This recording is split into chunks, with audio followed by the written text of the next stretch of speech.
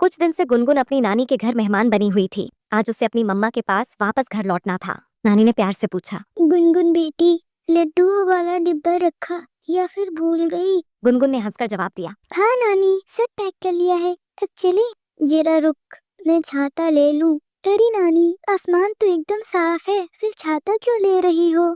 बेटी, मौसम कब पलट जाए कोई नहीं जानता। फिर दोनों घर से निकल पड़ी। चलते चलते रास्ते में एक नदी पर पहुंची। वहां बैठकर ठंडा पानी पिया और कुछ देर आराम किया। गुनगुन ने पूछा, नानी, ये कौन सा जंगल है? नानी ने बताया, ये है खुशबूदार फूलों का जंगल। यहाँ के फूल बहुत प्रसिद्ध हैं बिटिया। अभी थोड़ी दूर ही चली थी कि अचानक बारिश शुरू हो गई। तेज हवा छाता भी उड़ा ले गई। नानी, अब कहाँ रुके? देखो, सामने एक घर है, वहीं चलते हैं। दरवाजा खटखटाने पर एक कौवी गौरी बाहर आई। नानी ने कहा, बारिश से बचने के लिए थोड़ी देर ठहरने की इजाजत दीजिए। आ जाइए माँ जी। अंदर गोरी का पति कालू कौवा बैठा था। वह गुनगुन से सामान लेकर अंदर ले जाता है और चुपके से डिब्बे से लड्डू निकालकर छिपा लिया। बारिश थमने के बाद नानी ने कहा, बेटा, सामान दे दो अब। कालू ने खाली डिब्बा पकड़ाया। नानी और गुनगुन वापस अपने गांव लौट गईं। घर पहुंचते ही नानी ने अपनी बेटी से कहा, बेटा, क्या लाई हूँ तेरे लिए? लड्डू। अरे मम्मा, आपको कैसे पता कि इसमें लड्डू है? मैं जानती हूँ इसमें लड्डू है, क्योंकि मेरे को लड्डू बहुत पसंद है। दोस्तों, अगर आपने स्टोरी को अभी तक लाइक नहीं किया तो जल्दी से कर दें, क्योंकि आगे स्टोरी और भी मजेदार होने वाली है। अरे, डिब्बा तो खाली है। अरे, ऐसे कैसे हो सकता है? मैंने अपने हाथों से 5 लड्डू डाले थे। हाँ माँ, और मैंने सामान पैक किया था, तब भी लड्डू डिब्बे में थे। नानी परेशान हो गई। आप लोग कहीं रुके थे क्या? गुनगुन ने अपनी मम्मा को सारी बात बताई।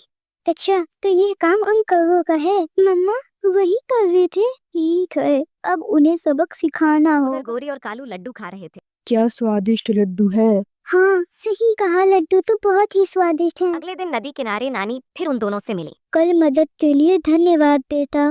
गोरी ने कालू से फुसफुसाते हुए कहा, लगता है इन्हें कुछ पता नहीं चला। नानी मुस्कुराई। बेटा, तुम लोगों ने मेरी मदद की, उसके लिए धन्यवाद। मैं लड्डू बहुत स्वादिष्ट बनाती हूँ। मैं आज फिर लड्डू बना रही हूँ। शाम को खाना हो तो आ जाना। जरूर आएंगे माँ फिर जी। नानी उल्लू डॉक्टर के पास गई। बेटा, कोई पेट खराब करने वाला बीज चाहिए? माँ जी, मेरे पास तो खत्म हो गया है। पहाड़ के पास लाल बीज मिल जाएगा, आप वहाँ जाकर ले लें। गुनगुन और नानी पहाड़ से लाल बीज ले आईं। नानी ने बीज का रस निकालकर लड्डुओं पर लगा दिया। शाम को कालू और गोरी राणो के घर पहुंच गए। नानी ने कालू और गोरी को लड्डू खाने को दिया। पहले मैं खाऊंगी। अरे, एक साथ खाओ ना बेटा। नानी मुस्कुराई। दोनों ने लड्डू खा लिए। कुछ ही पलों में उनके पेट में मरोड़ उठने लगी। कालू चिल्लाया, गोरी, भागो, पेट खराब हो गया। हाय राम, मेरा भी बुरा हाल है। गोरी भी भागने लगी। फिर दोनों बारी बारी से के चक्कर काटने लगे। गुनगुन और नानी अपने घर के बाहर बैठकर ये देखकर खूब हंस रही थी। नानी, आपने अच्छा मजा चखाया उन्हें। बेटी, लालच करने वालों का यही अंजाम होता है। जंगल में आज कुछ ज्यादा ही खामोशी थी। आसमान में एक खतरनाक चील लगातार मंडरा रही थी। सारे पक्षी अपने अपने घोंसलों में छुपे बैठे थे। कोई भी बाहर दाना लेने की हिम्मत नहीं कर रहा था। मम्मा, मुझे बहुत भूख लग रही है। राणो चिड़िया ने अपनी बेटी को समझाते हुए कहा, बेटा, हर रोज मैं दाना ले आती हूँ, लेकिन आज बाहर वो खूंखार चील मंडरा रही है। जैसे ही वो चली जाएगी, मैं दाना लेने चली जाऊंगी। मम्मा, ये चील क्या करती है? ये बहुत ही खतरनाक होती है बेटा, छोटे बच्चों को पकड़कर खा जाती है।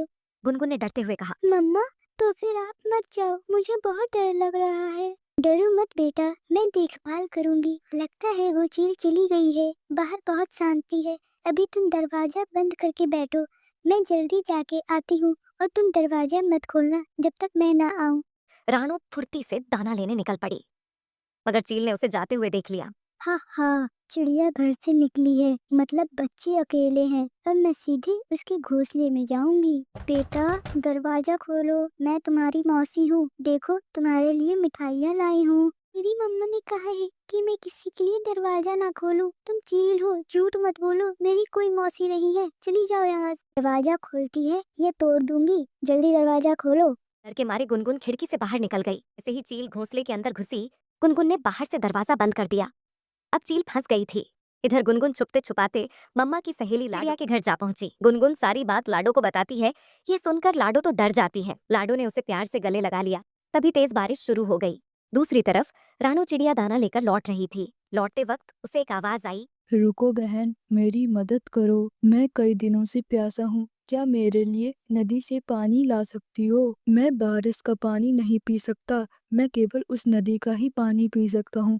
क्या तुम मेरे लिए जाकर उस नदी के पानी ला सकती हो? रानू दयालु थी। बारिश हो रही थी, फिर भी नदी से पानी लाकर उसने पेड़ को पिला दिया। तुमने आज मेरी बहुत बड़ी मदद की है। जब भी तुम्हें जरूरत होगी, मैं भी तुम्हारी मदद करूंगा। रानू जब घर पहुंची तो दरवाजा बाहर से बंद देखकर घबरा गई। उसने खिड़की से झांक कर देखा तो उसे अंदर चील दिखाई दी। रानू तो बहुत परेशान हो जाती है।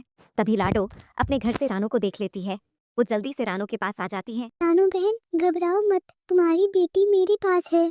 और उसे अपने साथ अपने घर ले जाती है। लाडो ने घर जाते जाते उसे सारी बात बता देती है। रानू गुनगुन को देखकर खुश हो जाती है और उसे गले लगा लेती है।